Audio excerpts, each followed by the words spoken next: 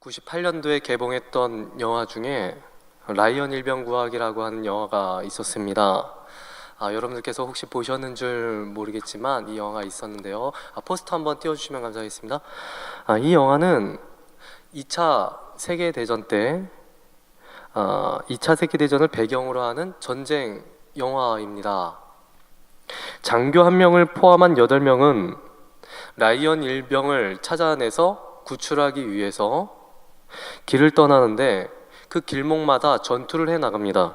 그러다가 죽을 고비를 몇 번이나 겪자 병사들은 장교에게 이 임무에 대해서 하소연을 합니다. 왜 8명이 한 명의 군인을 찾으러 가야 하는지 도저히 이해가 가지 않는다는 겁니다. 한 명의 병사만 소중하고 우리는 소중하지 않느냐면서 따지기도 합니다.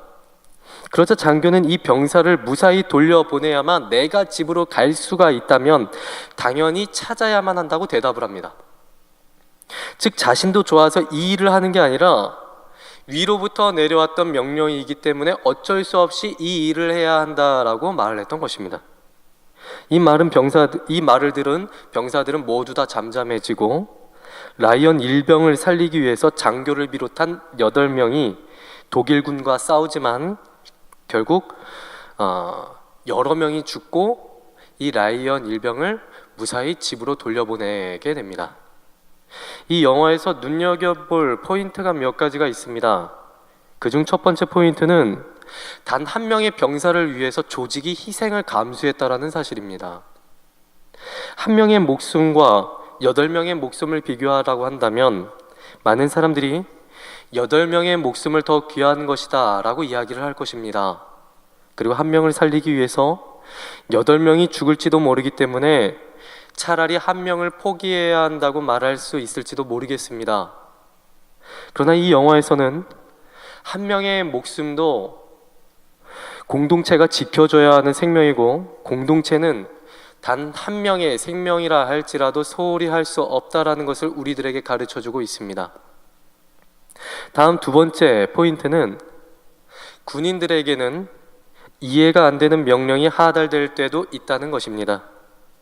영화에서 중간중간에 나오는 병사들의 불만은 왜 우리가 그 병사 한 명을 찾으러 가야만 하느냐 그것이었습니다. 사령부에서는 명령만 하달하면 되었지만 실제적으로 목숨을 걸고 움직여야만 하는 사람들은 사령부 사람들이 아니라 본인들이었기 때문에 이러한 불만은 당연히 이해가 됩니다. 그러나 이해가 안 되는 명령이 하달되었지만 이 팀원들은 모두 다 군인들이었고 본인들도 자신이 군인인 이상 명령에 복종할 수밖에 없다는 사실을 알았기 때문에 불평하면서도 그 명령을 목숨을 걸고 수행을 합니다. 이 영화의 내용을 생각해 보면 우리가 살아가는 현실과 우리의 신앙이 영화에서 나오는 등장인물들의 고민들과 매우 많이 겹치는 부분이 있음을 발견하게 됩니다. 먼저 서로가 서로를 돌아본다는 것에 대해서 한번 생각을 해보도록 하겠습니다. 우리가 교회라는 곳에 모여서 함께 예배를 드리고 있는데 이 교회는 예배만 드리는 곳이 아님을 우리는 너무나도 잘 알고 있습니다. 교회에서 예배만 드리는 것이 아니라 교육도 있고요, 전도도 있고 성도의 교제도 있고 구제의 사역도 있습니다. 교회가 여러 가지 기능을 하는데 교회에서 성도님들이 혼자서 신앙생활을 할 수가 있을까요? 굳이 혼자 할 수 있다고 대답하신다면 혼자 하실 수도 있으시겠지만 교회라는 공동체는 기본적으로 신앙생활을 혼자 하도록 내버려두는 공동체로 만들어지지는 않았습니다. 함께 예배드리고 함께 교제하고 함께 전도하고 함께 구제의 사역을 감당하도록 만들어진 공동체인 것입니다. 그런데 이 공동체가 언제나 건강한 상태를 유지하는 사람들만 모이는 곳이 아님을 보게 됩니다. 어떤 사람은 말씀과 기도로 모든 일을 감당하기에 부족함이 없겠지만 어떤 사람들은 사역으로 인해서 너무나도 지쳐있기 때문에 휴식이 필요한 사람도 있고요. 또 어떤 사람들은 시험에 들어서 영적인 그 치료가 필요한 환자도 있습니다. 또 어떤 사람들은 이단으로 넘어가거나 넘어가기 일보 직전인 상태라서 당장의 조치가 필요한 아주 시급한 상태임을 또 보게 됩니다. 제가 단편적으로 몇 가지만 말씀을 드렸지만 이외에도 교회의 성도님들 여러 가지 상태로 분류할 수 있지만 성경에서는 큰 틀에서 말하기를 믿음이 강한 자와 믿음이 약한 자로 나누고 있습니다. 로마서 15장 1절부터 2절 말씀 제가 봉독해 올리도록 하겠습니다. 믿음이 강한 우리는 마땅히 믿음이 약한 자의 약점을 담당하고 자기를 기쁘게 하지 아니할 것이니라. 우리 각 사람이 이웃을 기쁘게 하되 선을 이루고 덕을 세우도록 할지니라. 이 말씀이 말씀해 주시는 것은 교회 안에는 믿음이 강한 사람이 있고 믿음이 약한 사람도 있다는 것입니다. 그런데 믿음이 강한 사람은 여러 가지 일을 당해도 신앙생활 잘 해낼 수가 있습니다. 이것은 마치 우리 몸에 있는 면역력과 같은 것인데 면역력이 매우 튼튼하면 병에 잘 걸리지도 않고 병에 걸려도 금방 낫습니다. 그래서 어떤 사람들은 1년 동안 감기 한 번 걸리지 않고 건강하게 살아가지만 면역력이 부실하면 병에 잘 걸리고 병에 걸렸을 때 잘 낫지가 않는 것이죠. 그런데 면역력과 같이 이 강한 면역력을 가진 사람들처럼 믿음이 강한 자들이 믿음이 약한 자들을 배려하지 않는다면 어떻게 될까요? 반대로 믿음이 약한 자들이 믿음이 강한 자들의 모습을 받아들이지 않는다면 어떻게 될까요? 서로 싸우게 됩니다. 믿음이 강한 자이든 반대로 약한 자이든 교회는 한 종류의 사람만 있는 것이 아니라 서로가 함께 모여서 신앙생활을 함께 해나가는 신앙 공동체입니다. 그래서 바울은 로마 교회 안에 있었던 믿음이 강한 자들에게 로마서 14장 15절과 16절에 있는 말씀으로 이렇게 교훈하고 있습니다. 만일 음식으로 말미암아 네 형제가 근심하게 되면 이는 네가 사랑으로 행하지 아니함이라. 그리스도께서 대신하여 죽으신 형제를 네 음식으로 망하게 하지 말라. 그러므로 너희의 선한 것이 비방을 받지 않게 하라. 바울은 믿음이 강한 사람들에게 교훈해 주기를 너희들에게 있는 강한 믿음으로 믿음이 약한 자들에게 상처 주지 말라고 권면을 합니다. 그 당시 고기를 먹는 문제 때문에 로마 교회 안에 문제가 발생을 했는데 이게 왜 문제가 되었는가 하면 시장에서 팔았던 고기가 우상의 제물이었기 때문입니다. 그 당시 신전에서는 우상들에게 제사를 드리고 난 후에 제물로 바쳤던 짐승의 사체를 시장에 공급을 해 주었는데 믿음이 강한 사람들은 우상은 헛것이기 때문에 우상의 제물을 먹어도 아무 상관없다고 그렇게 생각을 해왔었습니다. 그러나 믿음이 약한 사람들은 우상의 제물을 먹는 것은 우상 숭배와 동일하다고 생각했기 때문에 시장에서 파는 고기를 먹었던 교인들을 못마땅하게 여겼고 그 결과 교회에 분열이 발생하게 되었던 것입니다. 그래서 바울은 믿음이 강한 사람들뿐만 아니라 믿음이 약한 사람들을 위해서도 예수 그리스도께서 피 흘려 죽으셨기 때문에 믿음이 강한 사람들은 자기가 하고 싶은 대로 마음껏 행동하지 말라고 말을 하면서 필요하다면 누구보다도 믿음이 강했던 바울 자신도 고기를 먹지 않음으로써 믿음이 약한 사람들을 배려하겠다고 말을 해줍니다. 즉 상대방의 영적인 생명을 위하여 조심스럽게 행동하겠다라고 말을 했던 것입니다. 영화 라이언 일병 구하기에서 한 명을 살리기 위해서 투입되었던 8명의 사람들처럼 교회 공동체가 자신의 이익만 바라는 것이 아니라 다른 사람을 위해야 한다는 것을 바울이 강조를 해주었던 것입니다. 다음으로 한번 생각해 볼 것이 있다면 우리의 신앙생활에서는 언제나 우리가 이해할 수 있는 일들만 벌어지지는 않는다라는 점입니다. 우리가 예수를 믿으면서 살아가는데 여러분 이 중에 혹시 성경에 있는 모든 내용이 다 머리로 이해가 전부 다 되시는 분 혹시 계십니까? 그 세상이 만들어졌는데 어떠한 과정도 없이 갑자기 하나님의 말씀으로만 세상이 창조가 되었다고 말을 합니다. 이건 그렇다 치더라도 99세가 된 할아버지가 할머니를 임신시켰다고 말을 합니다. 생물학적으로 말이 안 되는 일 아닐까요? 또 바다가 갈라졌다고 합니다. 그런데 거기로 많은 사람들이 지나갔고 또 거기에 많은 사람들이 빠져 죽었다고 합니다. 이게 상식적으로 이해가 여러분 되십니까? 여기까지는 그렇다 치더라도 좀 더 뒤를 보시면 처녀가 아이를 가졌다고 합니다. 남자와 여자 사이에 아이가 생기는 것은 손만 잡고 잔다고 해서 해결되는 문제가 아닙니다. 예전에 제가 초등학교 시절에는 아이가 어떻게 생겼냐고 물어보면 부모님들께서 대개 하시는 말씀이 다리 밑에서 주워왔다고 하시거나 아니면 새가 물어다 주었다라고 거짓말을 하셨습니다. 근데 처녀가 아이를 가졌다는 것은 다리 밑에서 주워왔다는 말로서 넘어갈 수 있는 만한 문제가 아닙니다.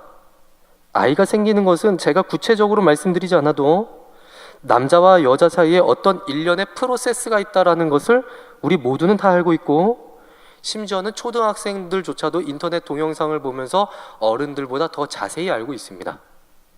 그런데 처녀의 몸에서 태어난 사람이 죽었다가 3일 만에 다시 살아났다는 것을 성경은 믿으라고 말씀을 하십니다. 성경을 보면 정말로 이해가 되지 않는 것 투성이인데 자꾸 믿어야 한다고 하니까 답답하게만 느껴집니다. 그런데 더욱 답답한 것은 이해가 되지 않는 사건을 믿어야 하는 것뿐만 아니라 성경에서 기록한 대로, 성경에서 알려준 대로 기독교인들은 살아가야만 하는 존재더라는 것입니다. 영화에서 보듯이 군인들에게 이해가 안 되는 명령이 내려왔지만 그 명령을 위해서 목숨을 걸어야 하는 병사들처럼 우리 기독교인들도 머리로는 도저히 이해가 되지 않는 명령을 성경을 통해서 확인하고 있고 또 그렇게 살아가기를 요구받고 있더라는 것이죠. 참 어렵지만 성경은 이것이 믿음이라는 것을 통해서 가능하다고 말씀을 하십니다. 믿음이 무엇입니까? 우리 장로교 신앙의 틀을 정립한 문서 중에 웨스트민스터 신앙 고백서라고 하는 것이 있는데 이 웨스트민스터 신앙 고백서 제14장을 보시면 믿음에 대해서 정리한 것이 나옵니다. 예수를 의지하는 것, 예수를 끌어안는 것, 예수를 신뢰하는 것, 이런 것으로서 동사로서 그 믿음을 설명을 하고 있는데, 이처럼 믿음은 내가 머리로 아는 것만을 말하지 않고 몸으로 행동하는 것을 말씀하십니다. 이것과 관련해서 성경 한 군데만 한번 찾아보도록 하겠습니다. 마태복음 21장 28절부터 32절까지에 있는 말씀입니다. 제가 봉독해 올리도록 하겠습니다.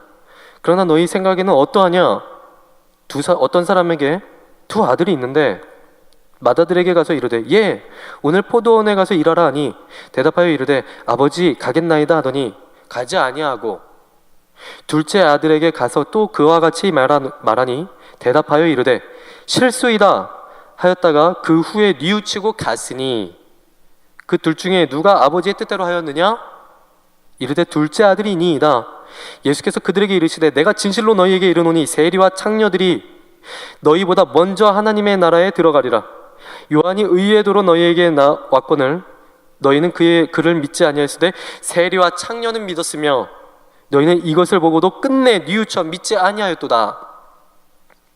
이 말씀에서 두 종류의 아들이 나옵니다. 첫째는 대답을 잘했지만 행동이 없었고, 둘째는 대답으로는 반항을 하지만 실제 행동으로는 뉘우치고 아버지의 뜻에 따릅니다. 예수님은 이 말씀을 통해서 아버지와 아들의 관계는 단순하게 저분이 나의 아버지라는 사실을 아는 것만으로 만족되어지는 것으로 끝나지 않는다. 실제적인 행동이 아버지를 따르는 아들에게 있어야만 한다. 이것을 우리에게 가르쳐 주시는 것입니다. 하지만 이 말씀을 들었던 백성들 중에 이 백성의 지도자들은 하나님과 자녀의 관계 맺음에 있어서 실패를 합니다. 하나님이 누구신지에 대해서는 일반 백성들보다 더 많이 알고 있었지만 하나님이 율법을 통해서 무엇을 원하시는지 그 진정한 뜻을 왜곡하고 자신들의 머리로 이해한 것을 진리라고 내세우면서 살고 있었던 겁니다. 그래서 예수님께 독사의 자식들이라고 그렇게 욕을 먹었던 겁니다.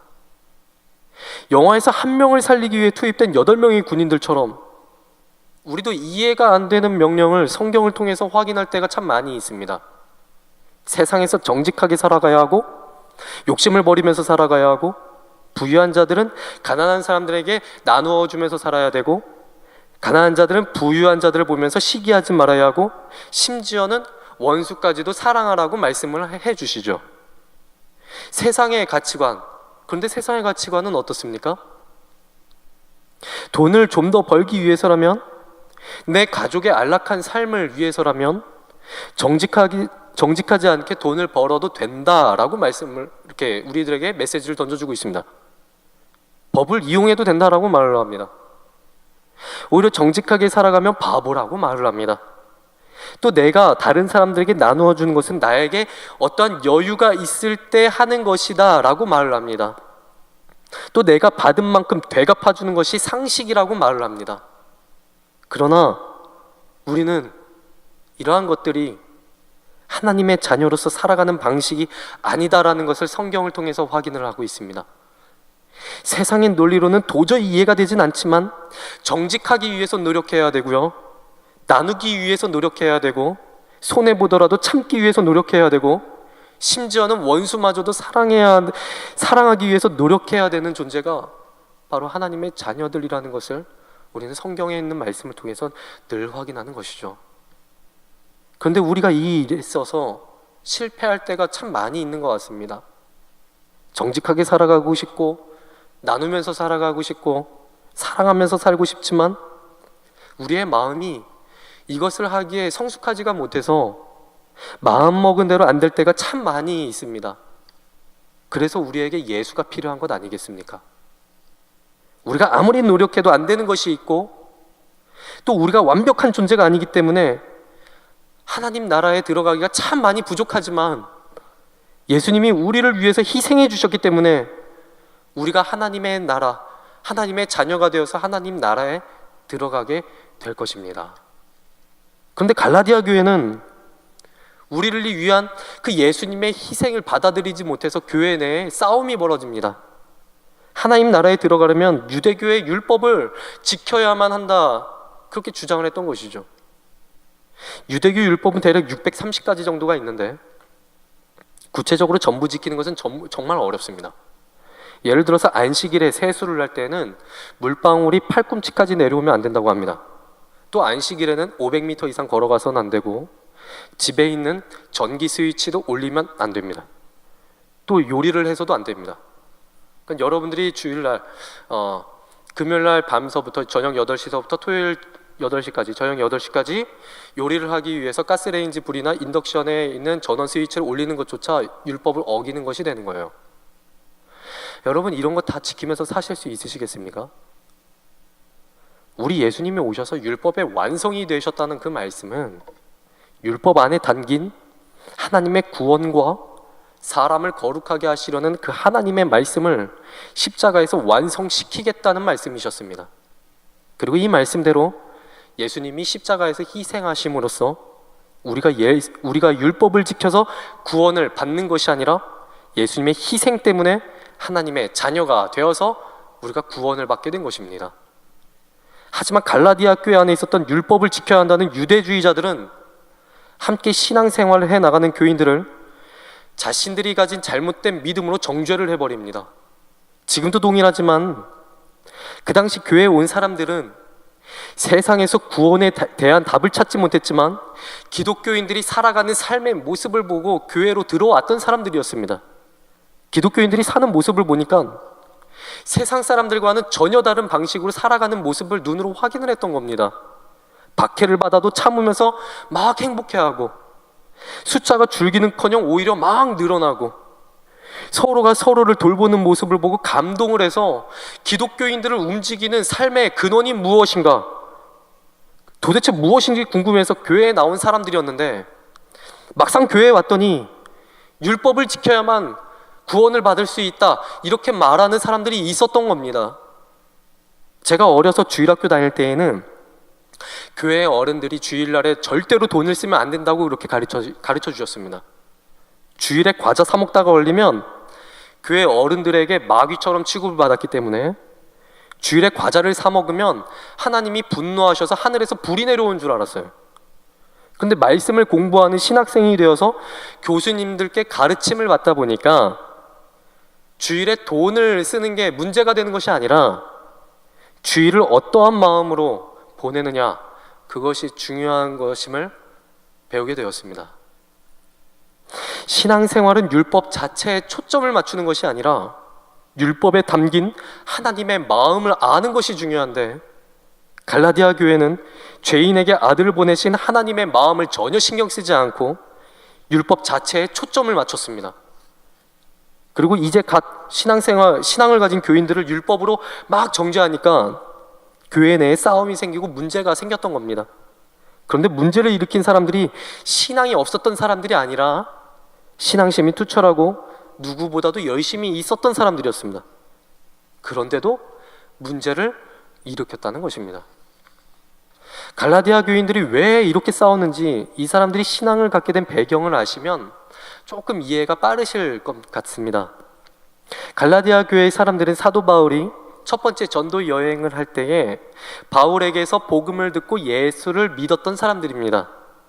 바울과 바나바가 안디옥이라는 지역에 들어가서 복음을 전했는데, 그곳에서 처음에는 따뜻하게 영접을 받았지만 나중에는 유대인들에 의해서 쫓겨나게 됩니다. 그래서 두 번째로 이고니온이라는 지역으로 가서 복음을 전하게 되는데, 잠시 동안 복음을 전하다가 그 지역 사람들에 의해서 죽을 위험에 처하게 되자 다시 자리를 옮겨서 이번에는 루스드라라고 하는 지역으로 갑니다. 그런데 이 지역에서 일어났던 사건이 하나 있었습니다. 사도행전을 보시면 바울과 바나바는 이 지역에서 선천적으로 불구였던 사람을 만나게 됩니다. 그런데 바울을 통해서 하나님이 그 사람을 고쳐주셨다라는 소문이 퍼지자 그곳 사람들이 바울과 바나바를 신으로 생각하고 바울과 바나바를 섬기려고 했던 것입니다. 결국 앞에서 전도했던 안디옥과 이고니온, 이 지역에서 바울을 반대했던 사람들이 이 루스드라라고 하는 지역까지 쫓아와서 사람들을 선동한 후에 바울과 바나바를 돌로 쳐서 죽기 일보 직전까지 만들고 이 두 사람이 죽은 줄 알고 성 밖에다가 내다 버립니다. 근데 두 사람이 죽지 않고 깨어나서 더베라는 지역으로 가서 복음을 전했다가 다시 역순으로 되돌아오면서 이제 두 사람이 기독교인들을 격려하고 각 교회 장로들을 세웠던 것입니다. 성경에 나타난 안디옥, 이고니온, 루스드라, 더베 지역의 갈라디아 사람들의 모습을 보게 되면요, 갈라디아 교회가 왜 그렇게 빨리 문제가 터졌는지 짐작이 갑니다. 마음이 따뜻하고 관용적이었지만 변덕스럽고 쉽게 무엇에 홀릴 수 있었던 사람들이었습니다.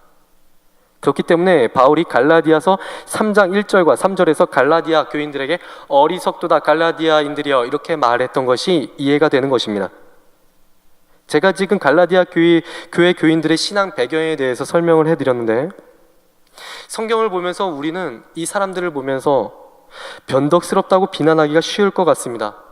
바울과 바나바를 신으로 섬기려고 하다가 갑자기 마음이 변해서 두 사람을 죽이려고 하고 예수님께 헌신해서 기독교인이 되었다가 곧바로 유대주의자로 또 넘어가기 때문입니다.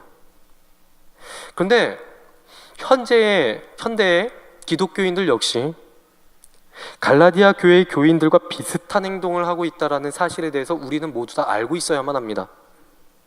처음에는 하나님의 말씀에 대해서 배우는 것, 또 배우고자 하는 열심이 있었지만 성경 공부에 실증내고 개인적인 적용을 매우 멀리하게 되더라는 것이죠. 그래서 프랑스의 법학자이자 신학자인 자크 엘룰은 이런 말을 남깁니다. 그리스도인들은 그리스도인들은 성경의 모든 교리를 그리스도의 이름으로 적용해야 함에 동의하나 막상 성경의 실천에 대해서는 다소 불편한 심기를 드러낸다. 결국 믿음의 뿌리를 내리지 못하고 마치 취미 생활을 하듯이 신앙 생활을 하다가 조금만 내 상황이 어려워지면 신앙을 떠나게 되고 교회를 떠나게 되는 것입니다. 여러분의 신앙 생활을 이끄는 동력은 과연 무엇입니까? 다시 말씀드리면 신앙 생활을 교회에 나오게끔 하는 힘이 무엇입니까? 교회 다니는 재미입니까? 내가 안 움직이면 교회가 망한다고 하는 열심입니까? 이것도 아니면 이렇게 일하는 내가 아무것도 안 하는 저 사람보다는 낫다는 비교입니까? 제가 올해로 교회 사역을 한 지 16년 차입니다. 16년 동안 여러 교회에서 사역을 해왔었는데 문제없는 교회가 없었고 분란 없었던 교회는 없었습니다. 근데 갈등이 해결되지 않는 교회들을 보니까 몇 가지 공통점이 있음을 보게 되더라는 것입니다. 나는 의롭고 저 사람은 악하다고 말하는 사람, 내가 일을 해야 이 교회가 돌아간다라고 말을 하시는 분들, 아무것도 하지 않으시면서 교회에 대한 비난을 마치 독버섯처럼 퍼뜨리고 다니시는 분들, 이러한 공통점이 있음을 보게 되었는데 결국 교회 안에 있었던 사람들이 상처를 받고 교회에 처음 나온 새 신자들이 상처를 받고 교회를 떠나가는 모습들을 수도 없이 많이 보았습니다. 갈라디아 교회 교인들이 율법주의에 빠져서 이러한 행동을 했습니다. 율법이라고 부르는 하나님의 법이 나쁜 게 아닌데 하나님의 법이 궁극적으로 담아내고자 했던 하나님의 사랑과 이웃 사랑을 버린 채 이것 하면 의롭고 저것 지키지 못하면 지옥 간다는 그런 것으로 평가를 했던 것입니다. 결국 그렇게 말하고 다니는 자신도 하나님의 법을 어기고 있다는 사실을 알지 못한 채 다른 사람을 정죄하고 있으니 교회 내에서 분열이 발생했던 것입니다. 그런데 성경은 교회 공동체 안에 문제가 생겼을 때 교회 공동체가 문제를 넘어서서 온 교회 교인들이 한 마음으로 지향해야 되는 지향점을 말씀해주고 계십니다. 그것이 무엇인가 하면 회복인데 이 회복을 1절에서는 바로잡다라는 말로써 번역을 했었습니다. 바로잡다. 그런데 이 말은 그 당시에 보통 세 가지 의미로 적용이 되었다고 합니다. 첫 번째 의미는요, 부러진 뼈를 회복하다. 두 번째는 물고기를 잡는 어망을 수선하다. 세 번째는 험난한 항해를 마친 배를 다시 정비하다. 이 세 가지 의미로 바로잡다, 즉 회복이라는 단어가 사용되어졌다고 합니다. 이 의미처럼 교회에 다니는 우리들에게 또한 이 공동체에 문제가 생기면 우리에게 있는 고통을 줄이고 다시금 뛰기 위해서 재활에 힘을 써야 합니다. 또 서로 간에 파괴된 관계를 개선해서 그 관계들이 복음 전파에 쓰일 수 있도록 힘을 써야만 합니다. 마지막으로 우리 자신을 점검하고 교회 공동체가 나아가야 할 다음 목표를 위해서 대비를 해야만 합니다. 우리의 팔이 부러졌을 때 팔에 깁스를 합니다. 그리고 깁스한 팔을 목에다가 겁니다. 그런데 깁스한 팔을 목에다 걸었을 때 왜 목에다가 팔을 걸었냐고 시비 거는 사람은 아무도 없습니다. 왜냐하면 회복을 위해서 이렇게 하는 것이 당연한 것이기 때문입니다. 그래서 바울은 2절에서 서로의 짐을 나누어지라고 말합니다. 2절에서 말하는 짐은 혼자서는 도저히 해결할 수 없는 문제들을 말하는데 그것은 돈에 대한 문제일 수도 있고 생활에 대한 문제일 수도 있고 정신적인 문제일 수도 있고 가정에 대한 문제일 수도 있습니다. 즉 성도로서 살아가는데 삶의 문제들이 크게 있어서 혼자서는 도저히 감당이 되지 않을 때 교회 구성원들이 서로가 서로에게 도움을 주어야만 한다는 것이죠. 그래서 서로 사랑하는 것, 서로 격려하는 것, 서로 화해하는 것, 서로 겸손하게 다른 사람들의 말에 귀를 기울이는 것, 다른 사람을 위해서 양보하는 것, 친절을 베푸는 것, 존경하는 것, 가르치는 것, 용서하는 것, 서로를 위해서 기도하는 것, 이 모든 것이 그리스도의 법을 이루고 있다는 것을 바울이 말씀해주고 있는 것입니다. 그런데 이 일을 할 때는 주의사항이 있다고 합니다. 성경에서는 스스로 속인다고 하는데 이 말은 교만을 의미하는 것입니다. 이 말은 자기 자신은 너무 의롭고 옳다고 생각하는 것입니다. 제가 전에 사역하던 교회에 한 분이 계셨는데 이분이 제게 이런 말씀을 하셨던 적이 있었습니다. 목사님, 저는 성화가 되어서 신앙생활에 아무런 문제가 없는 사람입니다. 늘 기도하고 말씀 보고 성령님과 함께 생활하니까 얼마나 즐거운지 모르겠어요. 그런데 이렇게 말씀하시는 분이 새벽 기도에 나오시면 맨 앞자리에 앉아서 모든 사람들이 다 들을 수 있는 큰 소리로 기도하시면서 담임 목사님 저주하시고 교역자들 저주하시고 사람들 저주하셨습니다. 그래서 새벽 기도에 나오시는 그 100여 명 분들이 다 시험에 드셔가지고 새벽 예배에 나오기 싫다고 교육자들에게 하소연을 하셨습니다. 사람들은 그 한 사람 때문에 시험이 들었는데 그분은 본인만 그걸 모르고 계시더라고요.